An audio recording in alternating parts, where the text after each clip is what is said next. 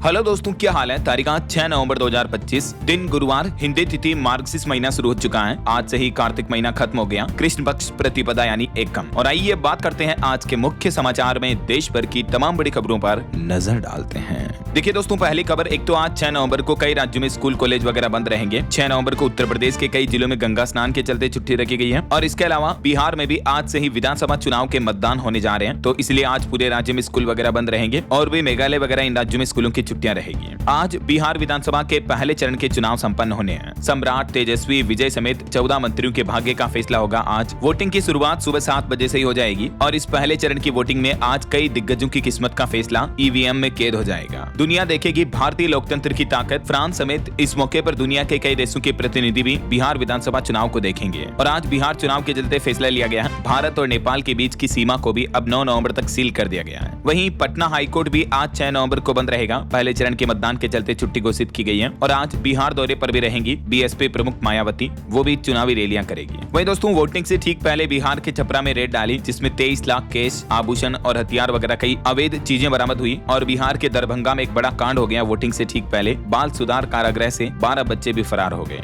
विधानसभा चुनाव के चलते बिहार राज्य में पूरे में सुरक्षा व्यवस्थाएं भी कड़ी बढ़ाई गई हैं। जिससे देखिए, केवल मधेपुरा जिले में ही 47 कंपनियां अर्धसैनिक बलों की व 4500 पुलिस कर्मियों के जवानों की तैनाती होगी। और सभी 1594 बूथों पर सीपीएमएफ भी मौजूद रहेंगे। वहीं आज वोटिंग वाले दिन 9 विधानसभा क्षेत्रों को साधेंगे पीएम मोदी। एनडीए की जीत का मांगेंगे आशीर्वाद भी। और बिहार चुनाव से ठीक एक दिन पहले आपको पता होगा, राहुल गांधी ने एक बार फिर से सरकार से कुछ तीखे सवाल पूछे हैं। राहुल गांधी ने कहा कि बिहार में ऑपरेशन सरकार चोरी जारी है। उन्होंने बीते दिन तकरीबन 1.5 घंटे तक ये प्रेस कॉन्फ्रेंस की वोटर वेरिफिकेशन के मुद्दे को लेकर, क्योंकि बिहार में आज पहले फेज की 121 सीटों पर जो वोटिंग होनी है, तो इससे एक दिन पहले कल राहुल गांधी ने केंद्र सरकार पर एक गंभीर आरोप लगाए और बोले कि राज्य में ऑपरेशन सरकार चोरी चलाया जा रहा है। चुनाव आयोग पर भी कई गंभीर आरोप लगाए। इस दरमियान राहुल गांधी ने एक ब्राजीलियन मॉडल की फोटो दिखाई और कहा कि इसने हरियाणा में सीमा, स्वीटी और सरस्वती के नाम पर वोट डाला। उन्होंने आरोप में कहा कि ब्राजील के इस मॉडल ने हरियाणा में कुल 22 बार मतदान किया फर्जी तरीके से। राहुल गांधी ने कहा कि फर्जी वोटों का यह हाइड्रोजन बम फोड़ा जा रहा। और राहुल ने जिसे हरियाणवी वोटर बताया वह ब्राजीलियन मॉडल है। दावा किया जा रहा कि अलग अलग नाम से इसने कई बार वोट डाले और यही वजह कि हरियाणा में कांग्रेस हार गई और बीजेपी जीत गई। तो राहुल गांधी के इन आरोपों पर प्रेस कॉन्फ्रेंस पर पहली बार हरियाणा के मुख्यमंत्री का भी पहला रिएक्शन सामने आया। बोले कि युवराज मुद्दा विहीन है। सीएम सैनी का वीडियो दिखाकर राहुल गांधी ने कहा था कि किस व्यवस्था की बात कर रहे हैं। कांग्रेस सांसद और विपक्ष के नेता राहुल गांधी ने हरियाणा राज्य में वोट चोरी का आरोप लगाते हुए दिल्ली में ये प्रेस कॉन्फ्रेंस की है। तो राहुल गांधी के आरोपों पर भाजपा भी बोली कि वोट चोरी पर राहुल के दावे फर्जी हैं। बीजेपी ने कहा कि राहुल गांधी छिपकर थाईलैंड और कंबोडिया जाते हैं, कहते हैं कि एटम बम फटेगा, बम फटता क्यों नहीं। केंद्रीय मंत्री किरेन रिजिजू ने राहुल के आरोपों पर यह पलटवार देते हुए जवाब दिया। रिजिजू ने कहा कि राहुल ने जो प्रेजेंटेशन दिया वो फर्जी था। तो ये कुछ पक्ष विपक्ष के आरोप प्रत्यारोप चल रहे हैं दोस्तों। और इस बीच आज जो बिहार विधानसभा चुनाव होने हैं, पहले चरण के मतदान, और आगे भी जब भी मतदान होए, तो मैं आपको कहना चाहूंगा, एक भारतीय नागरिक होने के नाते वोट डालने जरूर जाएं, क्योंकि आपका एक वोट देश की भविष्य की तकदीर बदल सकता है। सोच समझकर सही राजनीतिक पार्टी को वोट दें। चलिए आगे बढ़ते खबरों में। देखिए आप, बीते दिन काशी में देव दिवाली का त्योहार बड़े ही भव्य तरीके से मनाया गया। 25 लाख दिए जगमगाए। मुख्यमंत्री योगी आदित्यनाथ ने भी क्रूज से लेजर शो देखा। काफी आतिशबाजी हुई। 40 देशों के टूरिस्ट भी पहुंचे। इस दरमियान एक घटना भी हो गई, एक बच्ची गंगा नदी में गिर गई। ये काशी में देव दिवाली के ड्रोन व्यू की तस्वीरें आप देख सकते हैं। 84 घाट पर लेजर शो देखने के लिए कई विदेशी टूरिस्ट भी पहुंचे।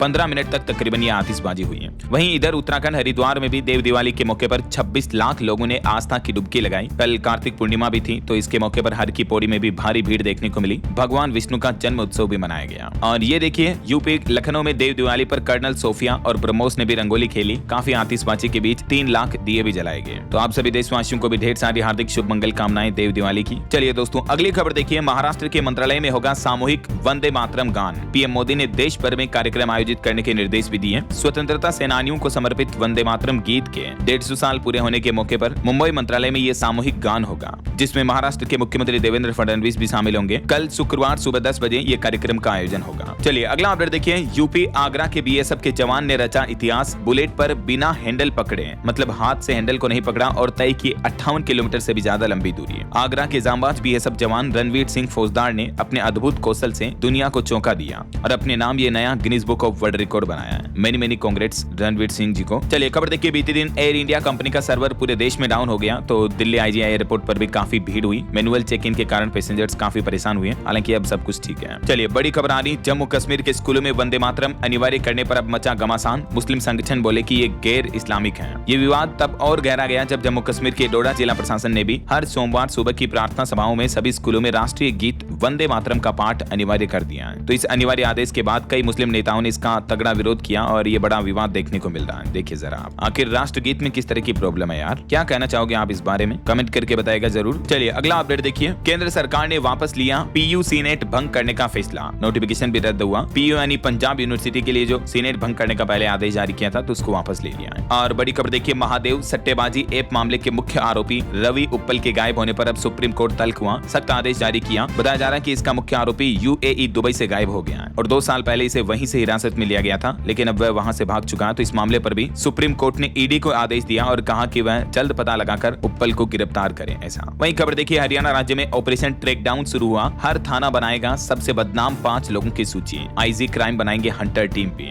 हरियाणा को क्राइम मुक्त बनाने के लिए सरकार की तरफ से यह नई पहल की गई है और आम लोगों के लिए भी सूचना मोबाइल नंबर जारी किया गया है जिन पर आप अपराधियों की सूचना दे सकते हैं। चलिए खबर आ रही है, देश के वाणिज्य मंत्री पीयूष गोयल कल बुधवार से ही न्यूजीलैंड की यात्रा पर रवाना हुए। इस दरमियान भारत न्यूजीलैंड के बीच मुख्य व्यापार समझौतों पर चर्चा करेंगे। हालांकि वाणिज्य मंत्री का कहना है कि किसी भी देश के साथ एफटीए यानी फ्री ट्रेड एग्रीमेंट में भारत के डेयरी और एमएसएमई सेक्टर से किसी भी तरह का कोई समझौता नहीं किया जाएगा। खास करके अमेरिकी ट्रेड डील मुद्दे को लेकर उन्होंने ये बात कही है कि भारत के किसानों के साथ किसी तरह की कोई दगाबाजी नहीं होगी, है ना। और एक बड़ी चौंकाने वाली रिपोर्ट सामने आ रही दोस्तों, पिछले साल 2024 में हमारे देश में सड़क दुर्घटनाओं में 1,70,000 से भी ज्यादा लोगों की मौतें हुई। एनसीआरबी यानी नेशनल क्राइम रिकॉर्ड ब्यूरो की तरफ से ये डेटा जारी किए गए और एनसीआरबी ने टॉप 10 राज्यों की लिस्ट भी जारी की है जहां रोड एक्सीडेंट की घटनाएं सबसे ज्यादा होती हैं। ये डेटा भी आप देख सकते हैं साल 2023 और 2024 में किस राज्य में कितने लोगों की मौतें हुई हैं। सबसे ज्यादा उत्तर प्रदेश में हर साल सड़क हादसों की घटनाएं देखने को मिलती हैं। इसके अलावा भी तमिलनाडु, महाराष्ट्र, मध्य प्रदेश, राजस्थान, उड़ीसा, तेलंगाना वगैरह ये राज्य भी टॉप पर हैं। तो ये डेटा सामने आने के बाद उत्तर प्रदेश में सबसे ज्यादा जो सड़क हादसे हैं इनको कम करने के लिए योगी सरकार ने अब कुछ सख्त प्लान भी बनाए हैं। उत्तर प्रदेश के 20 जिलों में 233 संवेदनशील थाने चिन्हित किए गए हैं जिनके लिए जल्द ही नई एसओपी जारी होगी सड़क हादसों को रोकने और यातायात को सुधारने के लिए। अब यूपी सरकार ये नई कार्य योजना बना रही है। 20 जिलों में संवेदनशील थाने और दुर्घटना संभावित क्षेत्र चिन्हित किए गए हैं जहां पर अब सख्त कार्रवाई होगी। बड़े शहरों को ट्रैफिक जाम से मुक्त कराने के लिए भी नई पहल की जा रही है। यूपी में सड़क हादसों पर अंकुश लगाने के लिए थानों में क्रिटिकल टीम का गठन होगा जो कि तुरंत दुर्घटना स्थल पर पहुंचेंगे, उनकी जांच करेंगे और लोगों को भी मदद मुहैया कराई जाएगी, है ना। वहीं इधर राजस्थान हाईकोर्ट ने भी सड़क हादसों पर राजस्थान सरकार से रिपोर्ट मांगी है स्वतः संज्ञान लेते हुए। जो हाल ही में जयपुर में मामला सामने आया था ना, नशे में एक डंपर ट्रक ड्राइवर ने 14 लोगों की जान ले ली थी। तो इस मामले के बाद राजस्थान हाईकोर्ट ने स्वतः संज्ञान लेते हुए राजस्थान की भजनलाल सरकार से सड़क हादसों पर भी रिपोर्ट मांगी है ना। 6 नवंबर तक राजस्थान सरकार को इस रिपोर्ट का जवाब पेश करना होगा। हाईकोर्ट का कहना है कि उचित सावधानी और नियंत्रण से कई सड़क हादसे टाले जा सकते थे। चलिए अगली बड़ी खबर देखिए, सरकार ने एक नया आदेश जारी किया। एक्सपायर्ड फूड को नदियों और झीलों में फेंकना अब पूरी तरह से बैन रहेगा। सरकार बोली कि डिस्पोजल की निगरानी फूड सेफ्टी ऑफिसर करेंगे और इसकी बाकायदा वीडियो रिकॉर्डिंग भी होगी। FSSAI यानी food safety and standard authority of India की तरफ से जब्त, रिजेक्टेड और एक्सपायर्ड फूड आइटम्स को अब नदियों, झीलों या खुले इलाकों में फेंकने पर पूरी तरह से बैन रहेगा। क्योंकि अक्सर जो एक्सपायर खाने पीने की चीजें होती हैं उन्हें नदियों में मछलियों वगैरह को खाने के लिए डाल दिया जाता है, लेकिन अब ऐसा नहीं होगा। सरकार की तरफ से वेस्टेज और एक्सपायर्ड फूड आइटम के डिस्पोजल के लिए ये नई गाइडलाइंस जारी की है। सेफ डिस्पोजल के ये 3 तरीके भी बताए हैं, देख सकते हैं आप डिटेल्स। चलिए अगला अपडेट आ रहा है, गूगल कंपनी जल्द ही स्पेस में अपना AI डेटा सेंटर बनाएगी और इसके लिए कंपनी ने प्रोजेक्ट सन कैचर का ऐलान भी कर दिया है। साल 2027 में 2 प्रोटोटाइप सैटेलाइट लॉन्च करेगी गूगल कंपनी। टेक्नोलॉजी के क्षेत्र में ये ऐतिहासिक बदलाव देखने को मिलेगा। अंतरिक्ष में अब डेटा सेंटर बनेंगे गूगल के, है ना। और वहीं जल्द ही आपको स्टारलिंक की सैटेलाइट इंटरनेट सेवा भी देखने को मिलेगी। महाराष्ट्र राज्य से इसकी शुरुआत होगी। इलोन मस्क की कंपनी के साथ डील करने वाला देश का पहला राज्य बन चुका महाराष्ट्र। महाराष्ट्र के मुख्यमंत्री देवेंद्र फडणवीस ने देख सकते हैं आप एक LOI यानी लेटर ऑफ इंटेंट भी साइन किया है स्टारलिंक कंपनी के साथ, जिसके तहत मतलब स्टारलिंक की सैटेलाइट इंटरनेट सर्विस जो है सबसे पहले महाराष्ट्र में जारी की जाएगी। सरकार के ऑफिस, गांव और क्रिटिकल इंफ्रास्ट्रक्चर में अब हाई स्पीड इंटरनेट पहुंचेगा। हालांकि इस सैटेलाइट इंटरनेट का ये फायदा है कि दूर दराज इलाकों में, पहाड़ी इलाकों में, आदिवासी स्कूलों में, जंगलों में भी 5G इंटरनेट चल पाएगा, है ना। चलिए अगली खबर देखिए, लोन की ब्याज दरों में यानी RBI की रेपो रेट में और भी 0.50% तक की कटौती हो सकती है। कोटक सिक्योरिटीज की तरफ से अनुमान लगाया गया है कि महंगाई में कमी लाने के लिए रिजर्व बैंक ये फैसला ले सकता है। अब इस अनुमान का असली पता तो अगले महीने पता चलेगा क्योंकि दिसंबर में RBI की MPC मीटिंग होनी है, तो उसमें रिजर्व बैंक रेपो रेट में और भी कटौती कर सकता है। ये रिपोर्ट सामने आ रही है ना। चलिए खबर देखिए, साउथ के एक्टर विजय बने TVK के मुख्यमंत्री कैंडिडेट। करोड़ भगदड़ मामले के बाद पहली बार उन्होंने अपनी पार्टी कार्यकर्ताओं को संबोधित किया और बोले कि 2026 चुनाव में DMK से होगा मुकाबला। वहीं खबर आ रही, इसरो प्रमुख बोले कि 7 नवंबर को ऑपरेशनल होगा निशार उपग्रह और अगले साल जनवरी फरवरी में इसरो अपने गगनयान मिशन का पहला मानव रहित परीक्षण भी करेगा। भारतीय अंतरिक्ष एजेंसी इसरो के प्रमुख वी नारायणन की तरफ से अपने अगले कुछ प्लान साझा किए। उन्होंने कहा कि 7 नवंबर से ही तो ये नासा और इसरो का मिक्स सैटेलाइट जो था निशार, वो 7 नवंबर से ऑपरेशनल हो जाएगा, जो कि भूकंप और सुनामी जैसी बड़ी प्राकृतिक आपदाओं की सूचना पहले ही दे देगा। भारत और अमेरिका ने मिलकर इसको बनाया है। इसरो और नासा के दोनों के नाम का मिश्रण है, इसलिए इसका नाम भी निशार रखा गया है। चलिए दोस्तों, अगला अपडेट देखिए। FATF की रिपोर्ट में मनी लॉन्ड्रिंग मामलों में ईडी की कार्रवाई की तारीफ की। भारतीय जांच एजेंसी के काम को वैश्विक मॉडल बताया। अब तक ईडी ने लगभग 7,500 करोड़ से भी ज्यादा के पोंजी स्कैम का जिक्र किया है। FATF यानी फाइनेंशियल एक्शन टास्क फोर्स की तरफ से ईडी की कार्रवाई को अच्छा बताया। अच्छा, वैसे मनी लॉन्ड्रिंग की बात हो रही है तो देखिए आप, दिल्ली हाई कोर्ट ने भी एक बड़ा फैसला सुनाया और कहा कि अवैध तरीके के धन से निवेश करके शेयर बाजार में किसी भी स्टॉक के मूल्य में उछाल लाना भी मनी लॉन्ड्रिंग में ही शामिल होगा। दिल्ली उच्च न्यायालय ने एक ऐसे ही केस पर सुनवाई करते हुए ये महत्वपूर्ण फैसला सुनाया। चलिए खबर देखिए। बागेश्वर धाम के पंडित धीरेन्द्र कृष्ण शास्त्री उत्तराखंड के उत्तरकाशी पहुंचे और यहाँ गंगा यमुना के संगम पर पूजा अर्चना की उन्होंने बीते दिन कार्तिक पूर्णिमा के मौके पर, और बोले कि अब गजवा ए हिंद नहीं बल्कि भगवा ए हिंद होगा। और वहीं खबर देखिए, जम्मू कश्मीर के किश्तवाड़ में मुठभेड़ हुई जिसमें हमारी भारतीय सेना का एक जवान घायल हो गया। 2 से 3 आतंकी यहाँ छिपे हुए हैं। सेना के साथ पुलिस और CRPF का ज्वाइंट ऑपरेशन जारी है। इस बीच हमारे देश के आर्मी चीफ बोले कि आज कोई भी देश अकेले सुरक्षित नहीं हो सकता है, बल्कि एक दूसरे के साथ साझा इनोवेशन ही सुरक्षा कवच के रूप में कार्य करता है। ऑपरेशन सिंदूर के बाद हमने भारतीय सेना को ज्यादा आजादी दी। और वहीं दोस्तों, अभी भारत की तीनों सेनाओं का संयुक्त युद्धाभ्यास ऑपरेशन त्रिशूल भी जारी है।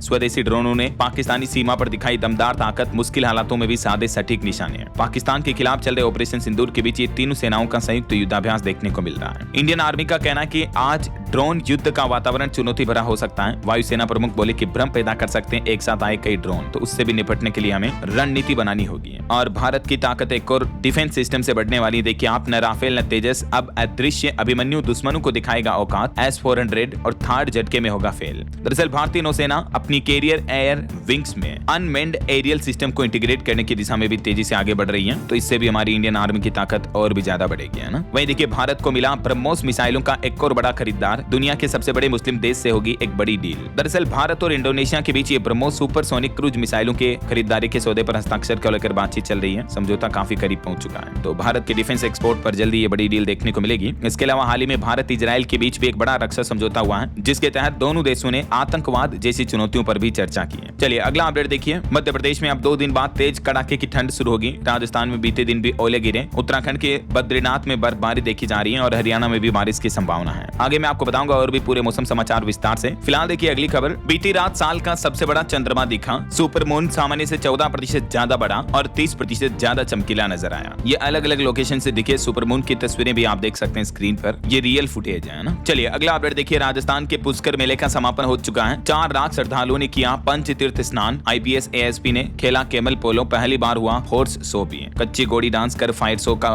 नजारा भी देखने को मिला। और आपको पता होगा इस पुष्कर मेले में करोड़ों रुपए की कीमतों के अलग अलग जगहों से जो पशु आते हैं। ये देश का सबसे बड़ा पशु मेला भी होता है। तो देखिए हरियाणा के जोटे की राजस्थान में 21 करोड़ तक कीमत पहुंच गई। पुष्कर मेले में छाया कुबेर भी, जिसके साथ अंग्रेज भी सेल्फी ले रहे हैं। ये एक किसान का भांबू अपना मुर्रा नस्ल का जोटे कुबेर को लेकर राजस्थान के इस पुष्कर मेले में आया, तो आंध्र प्रदेश के पशु व्यापारियों ने इसकी कीमत 21 करोड़ तक भी लगाई। देख सकते हैं आप। चलिए अगला अपडेट देखिए दोस्तों। हार्ट अटैक पर एक खबर आ रही है। मध्य प्रदेश के इंदौर का ये मामला है। जिम से लौटा युवक और हार्ट अटैक से मौत हो गई। अंडा खाने के बाद एसिडिटी हुई थी। अस्पताल ले जाते वक्त ही दम तोड़ दिया। आजकल आए दिन हमारे देश में हार्ट अटैक के मामले ज्यादा ही बढ़ते जा रहे हैं। और कुछ बड़ी दुर्घटनाओं की खबरें देखिए दोस्तों। बीते दिन मिर्जापुर के चुनार रेलवे स्टेशन पर दर्दनाक हादसा हो गया। हावड़ा कालका मेल ट्रेन से कटकर 6 श्रद्धालुओं की मौत हो गई है। रेलवे लाइन को पार कर रहे थे तभी ये बड़ा हादसा हो गया। और अभी इससे एक दिन पहले छत्तीसगढ़ में जो एक पैसेंजर ट्रेन और मालगाड़ी की टक्कर हुई थी, उसमें भी मृतकों की संख्या बढ़कर 11 पहुंच चुकी है। छत्तीसगढ़ के बिलासपुर में ट्रेन हादसा हुआ था। 20 यात्री अभी भी घायल बताए जा रहे हैं। और उत्तर प्रदेश के बुलंदशहर में भी एक बड़ी घटना हो गई। झूला टूट गया जिसमें एक बच्ची की मौत हो गई कल कार्तिक पूर्णिमा के मौके पर। आए दिन हमारे देश में कई बड़े बड़े हादसे देखने को मिल रहे हैं, जो कि बड़ी चिंता की बात है वाकई में। चलिए आगे बढ़ते हैं खबरों में। कुछ बिहार चुनाव से जुड़े और अपडेट देखिए आप। बिहार इलेक्शन के बीच तेजस्वी यादव ने एक और नया दांव पेच खेला है। महिलाओं के खाते में 30,000 आएंगे और पुरानी पेंशन योजना भी फिर से लागू होगी। उन्होंने कहा कि महागठबंधन की सरकार बनती है तो मुख्यमंत्री बनते ही माई बहन योजना के तहत सालाना महिलाओं को 30,000 रुपए दिए जाएंगे और सरकारी कर्मचारियों के लिए पुरानी पेंशन योजना भी लागू की जाएगी फिर से। वहीं खबर है गृह मंत्री अमित शाह भी 7 नवंबर को बिहार चुनाव के लिए जनसभा का आयोजन करेंगे। कल नारायणपुरम में कार्यक्रम स्थल का जायजा लेने पहुंचे विधायक भी।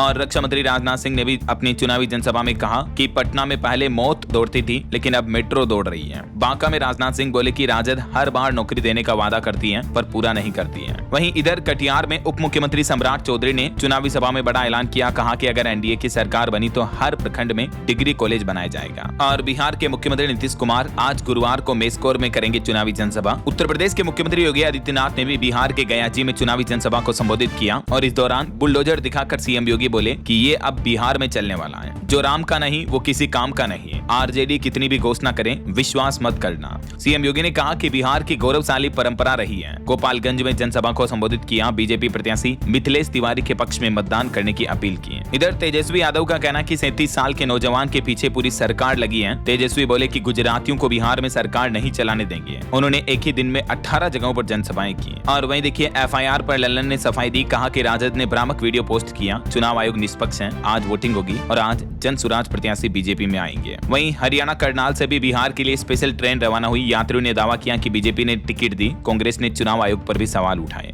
तो ये कुछ बिहार में चुनावी माहौल चल रहा है। इस बीच खबर है दोस्तों, आज से पश्चिम बंगाल में भी एसआईआर को लेकर इलेक्शन कमीशन ने घोषणा की। कहा कि ऑनलाइन भी मतदाता पंजीकरण फॉर्म भर सकेंगे। तकनीकी समस्या की वजह से थोड़ी देरी हुई, लेकिन अब ये सुविधा शुरू हो चुकी है। चुनाव आयोग की तरफ से मतदाताओं के लिए अनाउंसमेंट किया गया। और चलिए कुछ इंटरनेशनल न्यूज अपडेट भी देख लेते हैं फटाफट से। तो देखिए दोस्तों, एक तो अमेरिका के सबसे पॉपुलर शहर न्यूयॉर्क में डोनाल्ड ट्रंप को बड़ा झटका लगा। जोहरान ममदानी न्यूयॉर्क के पहले भारतीय मूल के मेयर बने हैं। ये फिल्म मेकर मीरा नायर के बेटे हैं। तो न्यूयॉर्क मेयर चुनाव जीते ममदानी। उसके बाद धूम मचाले गाने पर डांस भी किया इन्होंने और मां मीरा नायर ने मंच पर इनको गले भी लगाया। विक्ट्री स्पीच में नेहरू का भाषण दोहराया इन्होंने। भारत की छाप दिखाई दी अमेरिका में न्यूयॉर्क शहर में मेयर के पद पर। देखिए जरा, तो कहीं न कहीं ये ट्रंप सरकार के लिए एक बड़ा झटका है, क्योंकि अमेरिकी राष्ट्रपति डोनाल्ड ट्रंप ने तो जब मेयर चुनाव के लिए मतदान हो रहे थे उस वक्त भी कहा था कि अगर आप लोगों ने ममदानी को चुना तो मैं न्यूयॉर्क शहर की फंडिंग ही बंद कर दूंगा। यानी कहीं न कहीं भारतवंशी के न्यूयॉर्क का मेयर बनने से ट्रंप डर रहे हैं, क्योंकि हाल ही में ट्रंप ने भारत के खिलाफ कई गलत और बड़े फैसले भी लिए टैरिफ वगैरह को लेकर और प्रवासी भारतीयों के साथ भी बहुत ही बुरा व्यवहार किया। तो इस वजह से कहीं न कहीं ट्रंप डरे हुए हैं। और वहीं देखिए, इस चुनावी जीत के बाद अमेरिकी राष्ट्रपति डोनाल्ड ट्रंप बोले कि जिनपिंग की टीम जितनी डरी हुई रहती है उतना किसी को डरते हुए नहीं देखा। एक बार फिर से उन्होंने चाइनीज राष्ट्रपति पर भी ये तंज कसा।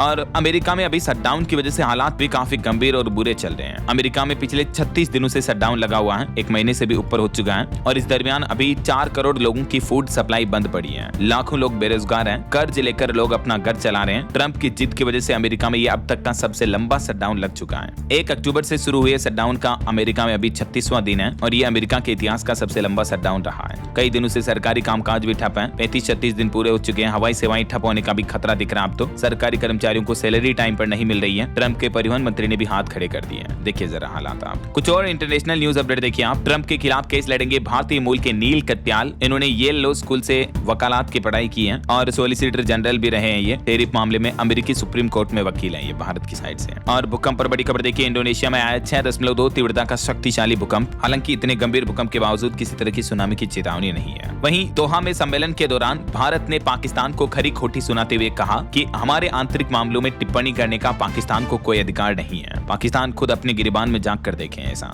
वहीं खबर आ रही नेपाल में राजनीति में बड़ा फेरबदल देखने को मिला। 9 वाम दलों ने विलय कर लिया, यानी इंडिया गठबंधन की तरह समझौता कर लिया। आम चुनाव से ठीक पहले नेपाल में यह बड़ा कदम उठाया गया और नई पार्टी बना दी जिसका नाम और झंडा भी तय हो चुका है। वहीं इधर अमेरिका परमाणु परीक्षण पर रूस का रुख भी सख्त हुआ। पुतिन ने भी परीक्षण शुरू करने की योजना पर मांगी रिपोर्ट, क्योंकि अभी एक दिन पहले डोनाल्ड ट्रंप ने कहा था कि हम भी परमाणु परीक्षण करेंगे। तो अब इस मुद्दे को लेकर दुनिया भर में कंट्रोवर्सी का माहौल भी देखने को मिल रहा है और कहीं न कहीं देखा जाए तो भीषण परमाणु युद्ध के मुहाने पर खड़ी होती दिख रही है दुनिया, ट्रंप और रूस पुतिन दोनों के ऐलान के बाद। बहरहाल अभी तो अपन कुछ और महत्वपूर्ण और काम की खबरें देखेंगे दोस्तों, लेकिन फिलहाल वक्त तो चला है आज के ताजा मौसम समाचार जानने का। और हाँ, एक छोटी सी रिक्वेस्ट आपसे ये है कि अगर आप DLS न्यूज चैनल से अभी तक भी जुड़े नहीं हो तो जुड़ जाइए। चैनल को सब्सक्राइब करके बेल आइकन जरूर दबा दीजिएगा और इस वीडियो पर एक लाइक और शेयर भी कर देना, ताकि आपको रोजाना की ताजा खबरें, महत्वपूर्ण मुख्य समाचार, काम के न्यूज अपडेट सबसे पहले आपके मोबाइल पर मिलते रहेंगे। ओके, और चलिए बिना टाइम वेस्ट किए सीधा आगे बढ़ते हैं मौसम अपडेट में। तो देखिए दोस्तों, एक तो पहाड़ी राज्यों में बर्फबारी जारी है, जिसकी वजह से मैदानी इलाकों में ठंड बढ़ने लगी। उत्तराखंड, हिमाचल समेत आज भी 10 राज्यों में बारिश का अलर्ट है। एक तो मौसम विभाग द्वारा जारी चेतावनी के मुताबिक जम्मू कश्मीर, हिमाचल और उत्तराखंड, इन पहाड़ी राज्यों में बारिश और बर्फबारी दोनों देखने को मिलेगी। वहीं अभी बंगाल की खाड़ी में एक और निम्न दबाव का क्षेत्र भी बन रहा, जिसके चलते हमारे देश के दक्षिणी भारत के राज्यों में तेज बारिश का अनुमान है।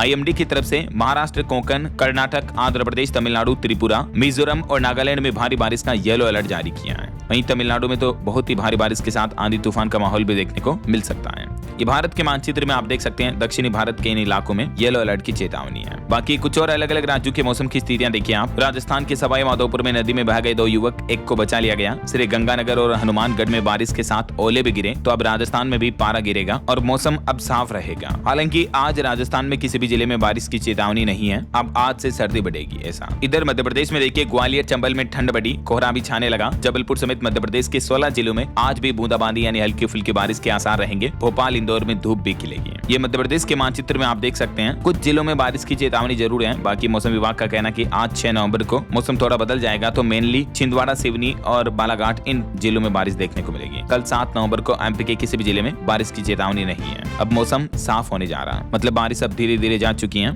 इधर छत्तीसगढ़ में मौसम विभाग का कहना है कि प्रदेश में रातें ठंडी होगी, दिन में तापमान थोड़ा बढ़ेगा। ऐसे में मौसमी बीमारियों में खास करके मलेरिया फैलने का ज्यादा खतरा है, तो लोगों को मौसम विभाग ने और सरकार ने सतर्क रहने की सलाह भी दी है। इधर हरियाणा राज्य में देखिए, आज भी कई जिलों में बारिश का अलर्ट है। मौसम एक्सपर्ट बोले कि कल से फिर ठंड और बढ़ेगी, कई शहरों में तापमान भी गिरने लगा है। वहीं उत्तराखंड में देखिए, बद्रीनाथ धाम में इस सीजन की पहली बर्फबारी देखने को मिली। तापमान 0 तक पहुंचा, भक्तों की भारी भीड़ रही। लगभग 16 लाख लोगों ने दर्शन किए। 25 नवंबर को ये बद्रीनाथ धाम के कपाट भी बंद हो जाएंगे। वहीं उत्तराखंड के पिथौरागढ़ में, जिसे भारत का मिनी कश्मीर कहा जाता है, तो यहाँ नए ट्रेकिंग रूट भी खोजे जाएंगे। पर्यटन को बढ़ावा मिलेगा इससे। बाकी और भी दोस्तों, अगले 24 घंटों के दौरान देश भर में मौसम की संभावित गतिविधियां क्या रह सकती हैं, स्काईमेट वेदर की रिपोर्ट के मुताबिक, जिसकी जानकारी भी आप देख सकते हैं स्क्रीन पर, किन किन राज्यों में बारिश वगैरह की चेतावनी है। ठीक है। और अंतर्राष्ट्रीय न्यूज पर एक बड़ी खबर आ रही, देखिए फिलीपींस में एक नया तूफान कालमेगी अभी भयंकर तबाही मचा रहा। 40 लोगों की और मौत हो गई, और इस तूफान की वजह से इतनी भयंकर बारिश हो रही है और बाढ़ आई हुई है कि लोग बाग घरों की छतों पर फंसे हुए हैं। देखिए जरा। चलिए, मौसम के बाद अब अपन आज के कुछ सराफा बाजार पर नजर डालते हैं। देखिए आप, सोने पर भारत में एक व्यापक नीति अपनाने का समय आ चुका है। SBI रिसर्च की रिपोर्ट में कहा गया है कि सोने की बढ़ती मांग के बीच भारत को इसे लेकर एक स्पष्ट रणनीति बनानी चाहिए ऐसा। वैसे आज गोल्ड सिल्वर प्राइस को लेकर लेटेस्ट अपडेट्स ये हैं। सोने की कीमतों में 1200 रुपए की गिरावट देखने को मिली। चांदी भी लगभग 2500 रुपए की गिरावट के साथ अभी 1.5 लाख के आसपास चल रही है। और कुछ मार्केट अपडेट्स देखिए आप। महली मिस्त्री ने टाटा ट्रस्ट से अपना ट्रस्टी पद भी छोड़ दिया। रतन टाटा के आदर्शों का हवाला दिया, विवाद से बचाव के लिए फैसला लिया। वहीं खबर आ रही कि क्रेडिट कार्ड लिमिट बढ़ाने के नाम पर आजकल नया फ्रॉड हो रहा। खुद को बैंक अधिकारी बताकर ठग कॉल करते हैं और आपको कहते हैं कि क्रेडिट कार्ड की लिमिट बढ़ाकर 2 लाख कर देंगे, 5 लाख कर देंगे, फिर OTP पूछते हैं आपसे। तो किसी को भी ऐसे OTP ना बताएं, समझ रहे हो। कॉल या मैसेज करके ठग इस तरह से ठगी करते हैं, तो इनसे आप सावधान रहें। और भी कई तरह की साइबर ठगी की घटनाएं देखने को मिलती हैं, अलग अलग तरीके आप देख सकते हैं। और वहीं वोडाफोन आइडिया मामले पर देखिए, सुप्रीम कोर्ट ने कहा कि सिर्फ VI के AGR पर पुनर्विचार की इजाजत है, अन्य टेलीकॉम कंपनियों के लिए ये आदेश लागू नहीं होगा। निवेशकों के लिए खबर आ रही, और क्ला इंडिया IPO के शेयर 6 नवंबर को लिस्ट होंगे आज मार्केट में। और वहीं फिजिक्स वाला कंपनी का IPO भी आ चुका है। 11 नवंबर को ये IPO खुलेगा। ये एक एडटेक कंपनी है, एजुकेशन है ना। ऑटो इंडस्ट्री से एक रिपोर्ट देखिए दोस्तों। मारुति सुजुकी ने पिछले 42 सालों के दौरान घरेलू बाजार में यानी हमारे भारत में बेचे 3 करोड़ यात्री वाहन। मारुति ने यह नया रिकॉर्ड बनाया है। और वहीं बड़ी खबर आ रही, नवी मुंबई पुलिस को बड़ी सफलता मिली। चीन और कंबोडिया से जुड़ा करोड़ों का शेयर ट्रेडिंग घोटाला बेनकाब हुआ है, और इस मामले में 118 से ज्यादा बैंक खाते भी फ्रीज किए मुंबई पुलिस ने। और वहीं स्टॉक मार्केट में निवेशकों के लिए एक अपडेट आ रहा कि बुरा दौर खत्म हुआ। जल्द ही भारतीय शेयर मार्केट का मेन इंडेक्स सेंसेक्स जो है वो 1 लाख का आंकड़ा छू सकता है। अगले साल 2026 के मध्य तक सेंसेक्स की वैल्यू 89,000 तक पहुंचने का टारगेट लक्ष्य तय किया है मॉर्गन स्टैनली ने। बाकी अगर दुनिया में सब कुछ ठीक ठाक रहा, ग्लोबल ट्रेड तनाव में कमी रही, क्रूड ऑयल वगैरह सही रहा, तो 1 लाख का लेवल भी पार कर जाएगा सेंसेक्स 2026 के मध्य तक, है ना। खैर ये तो वक्त ही बताएगा। फिलहाल अपन आगे बढ़ते हैं खबरों में। देखिए आप, वुमेन्स वनडे वर्ल्ड कप जीतने वाली भारतीय महिला क्रिकेट टीम से प्रधानमंत्री नरेंद्र मोदी ने मुलाकात की। PM मोदी को टीम ने जर्सी गिफ्ट की। मंदाना बोली कि PM ने हमें मोटिवेट किया। प्रतिका रावल व्हील चेयर से पहुंची। वहीं खबर है दोस्तों, फिर आमने सामने होंगे जल्दी भारत पाकिस्तान। 16 नवंबर को दोनों देशों के बीच होगा हाई वोल्टेज मुकाबला।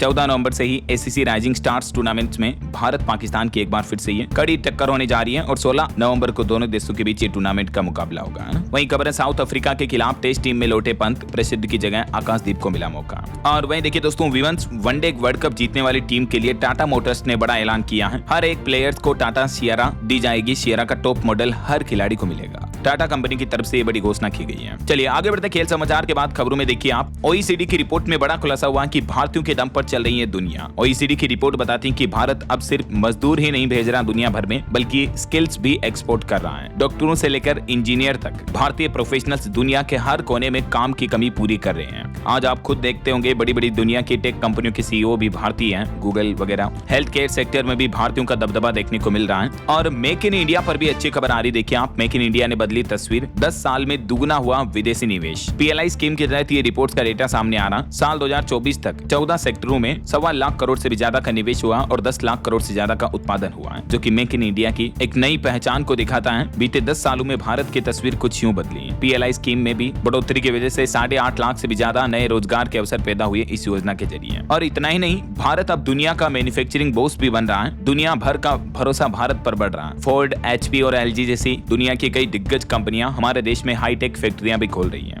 मैन्युफैक्चरिंग प्लांट्स खोले जा रहे हैं, जिससे यहाँ लैपटॉप, हाई एंड इंजन और यहाँ तक कि R&D का काम भी अब हमारे देश में हो रहा है ना। अभी एक दिन पहले मैंने आपको डेटा बताए थे, भारत फिर बना मैन्युफैक्चरिंग का लीडर। PMI का आंकड़ा 59.2 पर पहुंचा। और रियल एस्टेट इंडस्ट्री से खबर आ रही है, लगातार तीसरी तिमाही में घरों के दाम बढ़े। दिल्ली NCR में 19% तक का इजाफा यानी बढ़ोतरी देखी गई। चलिए खबर देखिए, भारत दौरे पर आए इजरायली विदेश मंत्री गिडोर सार ने भारत के विदेश मंत्री से मुलाकात की और इस दरमियान उन्होंने कहा कि भारत ही भविष्य है, हम इसे कभी नहीं भूलेंगे। चलिए अगली खबर देखिए, टेक न्यूज से खबर आ रही है, फोन पे यूजर्स के लिए बड़ा अपडेट। कंपनी ने एक अहम ऐलान किया है, जिसके तहत अब फोन पे यूजर्स को फोन पे प्रोटेक्ट की सुविधा मिलेगी। अब ये फोन पे प्रोटेक्ट क्या है, देख सकते हैं आप। DOT यानी डिपार्टमेंट ऑफ टेलीकम्युनिकेशन द्वारा संदिग्ध नंबरों की पहचान की जाती है और उन नंबरों को अब फोन पे ब्लॉक कर देगा, ताकि उन नंबरों पर पेमेंट प्रोसीड नहीं हो पाएगा ना। चलिए अगली बड़ी चौंकाने वाली खबर देखिए, हमारे देश में एक दुर्लभ जेनेटिक बीमारी से जूझ रहे हैं 60 नवजात बच्चे। दिल्ली के सांसद ने PM मोदी को पत्र भी लिखा इन बच्चों को लेकर और कुछ अपनी मांगे भी रखी हैं। इस बीमारी का नाम है लामा 2, जो नवजात बच्चों को प्रभावित करती है, जिससे बच्चों में हिलने डुलने, चलने फिरने की क्षमता छिन जाती है। चलिए अगला अपडेट देखिए, इंडिया पोस्ट की तरफ से देश भर के सभी लोगों को चेतावनी दी गई कि इंडिया पोस्ट के नाम पर आजकल लोगों से ठगी की जा रही है। एड्रेस अपडेट वाला SMS भेजा जा रहा, उसमें एक लिंक भेजी जाती है जो कि बिल्कुल फर्जी है। इस तरह के लिंक पर कभी क्लिक ना करें। ये देख सकते हैं आप, PIB फैक्ट चेक की तरफ से इस बारे में ट्वीट भी किया गया कि इस तरह का फर्जी मैसेज आजकल लोगों को भेजा जा रहा है, ठीक है ना। तो आप सावधान रहें, वरना आपके साथ भी साइबर फ्रॉड हो सकता है, धोखाधड़ी हो सकती है। चलिए खबर आ रही, चीन से बढ़ते पाइप आयात पर अब भारतीय उद्योग ने चेतावनी दी। डंपिंग और सुरक्षा खतरे को लेकर भी चिंता जताई है।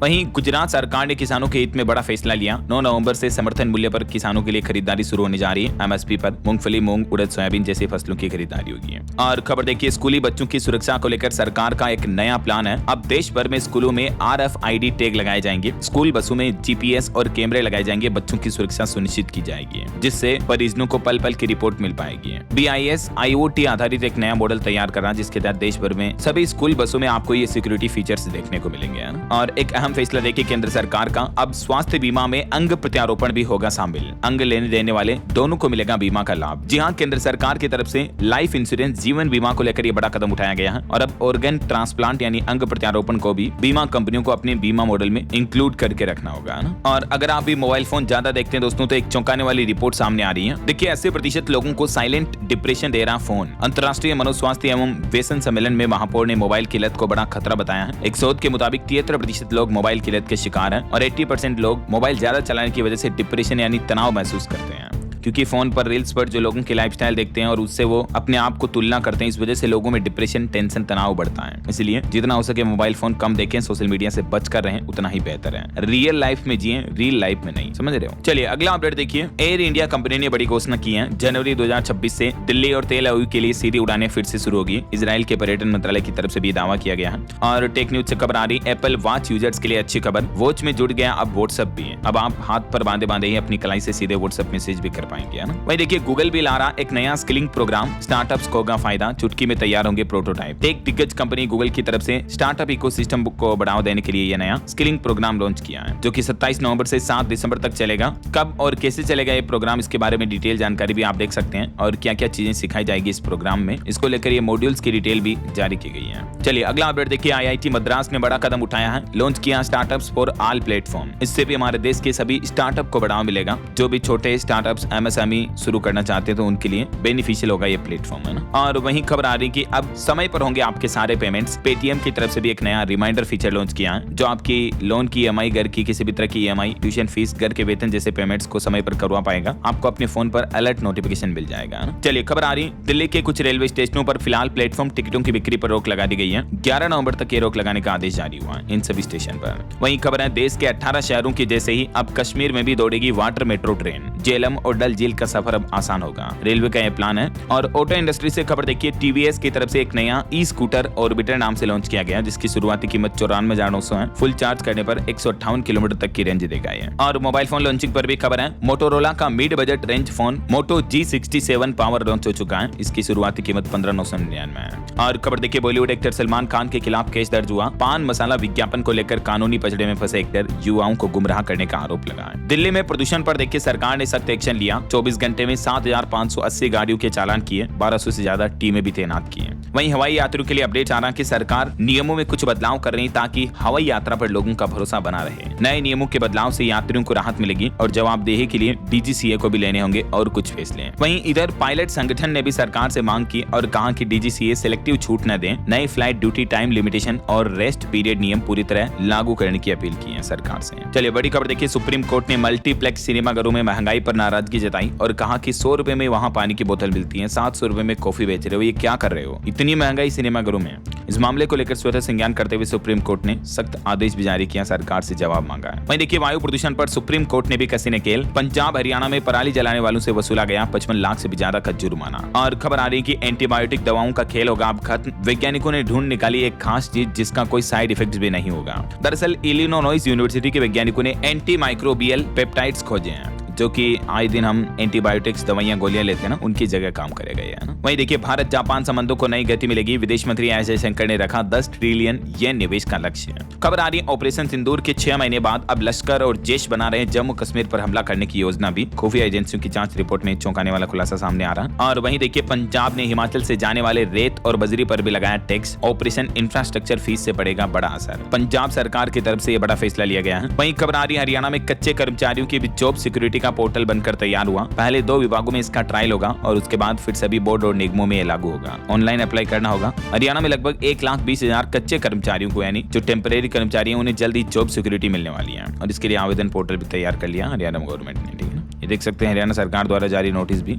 और यूपी से जुड़े कुछ अपडेट देखिए दोस्तों। उत्तर प्रदेश में अब महिलाएं भी नाइट शिफ्ट में काम कर सकेगी। कारखानों में 12 घंटे तक काम करने की अनुमति होगी। यूपी की योगी सरकार की तरफ से महिलाओं को लेकर यह महत्वपूर्ण फैसला लिया गया है। उत्तर प्रदेश में एक नए विधेयक को मंजूरी मिली जिसके तहत अब गर्ल्स, महिलाएं, माताएं, बहनें नाइट शिफ्ट में भी वर्क कर पाएगी, है ना। वहीं उत्तर प्रदेश में सफाई कर्मियों के लिए भी एक नया फरमान जारी हुआ। हाजिरी लगाने के तरीके में बड़ा बदलाव किया गया है। अब सफाई कर्मियों की हाजिरी भी मोबाइल ऐप से दर्ज होगी और इसमें फेस रिकॉग्निशन तकनीक का इस्तेमाल किया जाएगा ताकि फर्जी हाजिरियों पर लगाम लगाया जा सके। ड्यूटी से गायब रहने वालों की अब क्लास लगेगी और योगी सरकार उनसे कार्यवाही के बारे में भी बातचीत करेगी। किसानों के लिए भी अपडेट आ रहा है। उत्तर प्रदेश में चीनी मिलों ने शुरू की गन्ना की पेराई। गन्ना मूल्य के त्वरित भुगतान के लिए चीनी मिलों को निर्देश भी जारी किया यूपी सरकार ने। वहीं खबर देखिए, उत्तर प्रदेश समेत देश के 19 राज्यों में फैला है जीएसटी चोरी का बड़ा नेटवर्क। अन्य राज्यों में भी बोगस फर्मों की जांच शुरू हुई। कई ऐसी फर्जी कंपनियां जो केवल जीएसटी चोरी के लिए कागजों पर चल रही हैं, उन कंपनियों का असल में कोई अस्तित्व नहीं है। तो मतलब ऐसी कंपनियों पर अब सख्त कार्रवाई की जाएगी, है ना। वहीं देखिए दोस्तों, यूपी बरेली में 13 जनवरी से लगेगा उत्तरायणी मेला। रंग यात्रा और लोक संस्कृति का स्वाद आपको देखने को मिलेगा। गाजियाबाद में डेंगू का कहर भी जारी है। 24 घंटों में 6 नए मरीज मिले। कुल संख्या 284 के पार पहुंची। और चलिए कुछ और अपडेट्स देख लेते हैं फटाफट से। देखिए, एक बड़ा फैसला, हाउसिंग सोसाइटी पुनर्विकास में रजिस्ट्रार और उप रजिस्ट्रार अब एनओसी जारी नहीं कर सकेंगे। महाराष्ट्र सरकार की तरफ से निर्देश जारी किया गया। वहीं खबर है, भारतीय नौसेना का स्वदेशी जहाज इक्ष्क बना आत्मनिर्भरता का प्रतीक। भारत जापान संबंधों को नई गति मिलेगी। विदेश मंत्री एस जयशंकर ने 10 ट्रिलियन येन निवेश का लक्ष्य भी तय किया है। इस बीच खबर है, अदानी एनर्जी सॉल्यूशंस RSWM से बड़ी साझेदारी किए हैं। 60 मेगावाट रिन्यूएबल एनर्जी करेगा सप्लाई।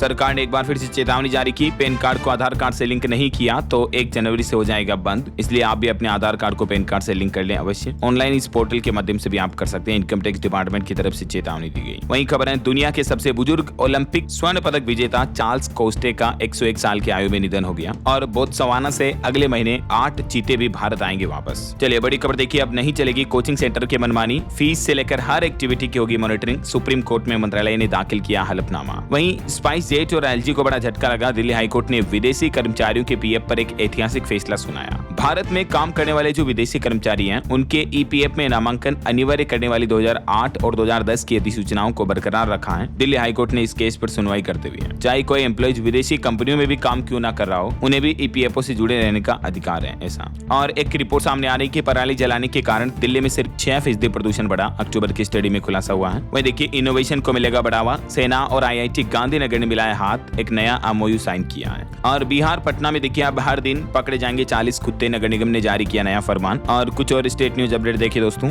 राजस्थान के मुख्यमंत्री के निर्देश पर प्रदेश भर में शुरू हुआ 15 दिवसीय सड़क सुरक्षा अभियान। राजस्थान हाईकोर्ट ने स्टेनोग्राफर भर्ती में नियुक्तियों पर लगाई अंतरिम रोक। वहीं राजस्थान के मदरसों में भी गाया जाएगा अब वंदे मातरम। शिक्षा संस्थानों में सभी जगह पर यह अनिवार्य होगा। और अगले साल 312 स्कूल भी मर्ज होंगे। राजस्थान के शिक्षा मंत्री मदन दिलावर की तरफ से कुछ बड़े अनाउंसमेंट किए गए हैं। वहीं खबर है, वंदे भारत एक्सप्रेस के संचालन में आज से कुछ अस्थायी बदलाव रहेंगे। फालना में एफओबी निर्माण के चलते 6 से 10 नवंबर तक 1 घंटा देरी से रवाना होगी साबरमती से जोधपुर तक जाने वाली वंदे भारत ट्रेन। ठीक है, और चलिए कुछ एजुकेशनल अपडेट्स देखते हैं फटाफट से। देखिए आप, झारखंड के 17 polytechnic state of the art के रूप में विकसित होंगे। सीटों की संख्या भी 1000 तक बढ़ाई जाएगी। वहीं उत्तर प्रदेश में यूपी बोर्ड कक्षा के 10वीं और 12वीं की डेट शीट जारी हो चुकी है। बोर्ड एग्जाम को लेकर 18 फरवरी से 12 मार्च तक परीक्षाएं होंगी। और 10वीं 12वीं दोनों के एग्जाम 18 फरवरी से शुरू होंगे। गणित के लिए सिर्फ 1 दिन का गैप मिलेगा, 23 दिन तक चलेगी परीक्षा। ठीक है, ऑफिशियल टाइम टेबल आप यूपी बोर्ड के पोर्टल पर चेक कर लीजिएगा डाउनलोड करके। और चलिए अंत में आज के राशिफल पर नजर डालते हैं। देखिए, वृश्चिक राशि वालों की इनकम बढ़ेगी। मकर राशि के रुके कामों में तेजी आएगी। और मीन राशि के लोगों को भी रुका पैसा मिल सकता है। और भी कुछ अलग अलग राशियों का राशिफल आप देख सकते हैं स्क्रीन पर। और हाँ दोस्तों, आप मुझे कमेंट करके बताइए कि